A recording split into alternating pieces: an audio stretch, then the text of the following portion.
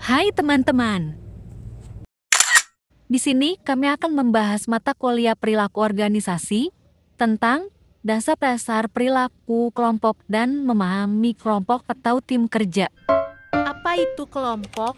Menurut Greenberg dan Baron dalam buku Wibowo mendefinisikan kelompok sebagai kumpulan dari dua individu atau lebih yang berinteraksi, yang menjaga pola hubungannya stabil, berbagai tujuan bersama dan merasakan diri mereka menjadi sebuah kelompok. Sedangkan menurut Rifai dan Mulyadi, menyebutkan bahwa kelompok adalah dua individu atau lebih yang berinteraksi dan saling bergantung untuk mencapai sasaran tertentu. Definisi kelompok. Dua ahli tersebut mendefinisikan kelompok dengan adanya persamaan, yaitu adanya tujuan atau sasaran yang akan dicapai dan juga adanya interaksi dari individu-individu. Kondisi internal kelompok. Yang pertama adalah struktur organisasi, ketentuan mengenai otoritas yang dimiliki setiap individu dalam organisasi. Yang kedua adalah peraturan formal, ketentuan mengenai aturan, prosedur, serta kebijakan dalam organisasi. Yang selanjutnya ada nomor 3 yaitu sumber daya organisasional, yaitu sumber daya yang dimaksud berupa uang, waktu, bahan mentah, peralatan yang dialokasikan organisasi pada kelompok.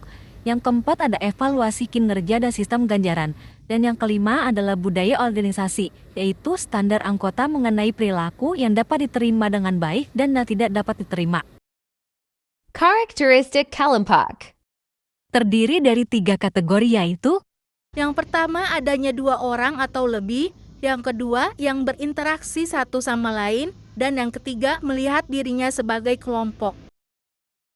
Pengambilan keputusan kelompok. Menurut David W. Johnson, di dalam buku Badeni, mengatakan bahwa banyak penelitian yang menunjukkan pengambilan keputusan kelompok lebih baik dalam suatu organisasi jika dibandingkan dengan pengambilan keputusan secara individu.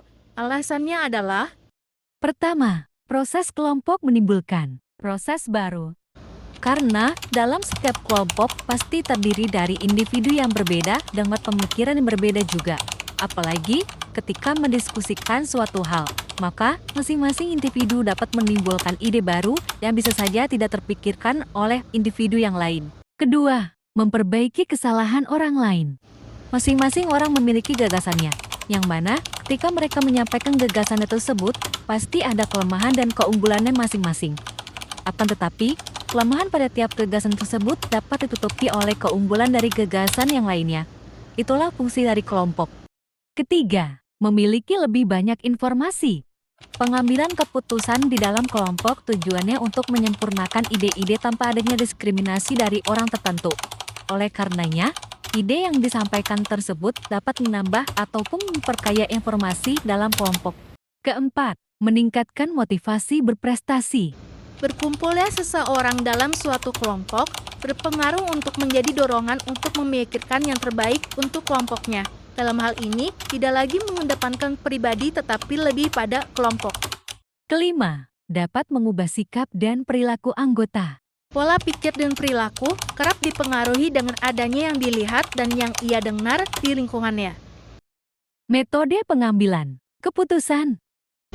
Yang pertama ada decision by authority without group discussion, yaitu pengambilan keputusan yang dilakukan oleh seorang pemimpin tanpa meminta pendapat dari anggotanya terlebih dahulu. Yang kedua ada decision by expert, yaitu pengambilan keputusan yang diserahkan pada satu orang atau beberapa orang yang dianggap sudah ahli. Yang ketiga ada decision by every individual's opinion, yaitu pengambilan keputusan yang dilakukan melalui pendapat anggota secara umum mengenai satu permasalahan. Yang keempat ada decision by authority vote after group discussion, yaitu pengambilan keputusan yang dilakukan oleh pemimpin setelah melakukan diskusi dengan anggotanya. Dan yang kelima adalah decision by majority vote, yaitu pengambilan keputusan dilakukan dengan cara meminta semua anggota untuk menyatakan setuju atau tidak terhadap sesuatu. Tim versus kelompok. Ciri-ciri kelompok. Yang pertama, anggota menganggap pengelompokan mereka hanya untuk kepentingan administratif. Individu bekerja secara mandiri, bahkan berbeda tujuan dengan individu lain. Yang kedua, anggota cenderung memperhatikan dirinya sendiri karena tidak dilibatkan dalam penetapan sasaran. Yang ketiga, anggota diperintah untuk mengerjakan pekerjaan, bukan diminta saran untuk mencapai sasaran yang baik. Dan yang keempat, anggota tidak percaya dengan rekan kerjanya karena tidak memahami peran anggota lainnya. Ciri-ciri tim. Yang pertama, anggota menyadari ketergantungan di antara mereka dan menyadari sasaran paling baik dicapai dengan cara saling mendukung. Yang kedua, anggota tim ikut merasa memiliki pekerjaan dan organisasinya karena mereka memiliki komitmen terhadap tujuan yang akan dicapai. Yang ketiga, anggota memiliki kontribusi terhadap keberhasilan organisasi. Dan yang keempat, anggota menjalankan komunikasi dengan tulus dan memahami sudut pandang mereka masing-masing. Baiklah, sekian materi yang bisa kita sampaikan. Kurang lebihnya mohon maaf apabila ada kesalahan. Terima kasih dan sampai Sampai jumpa. jumpa.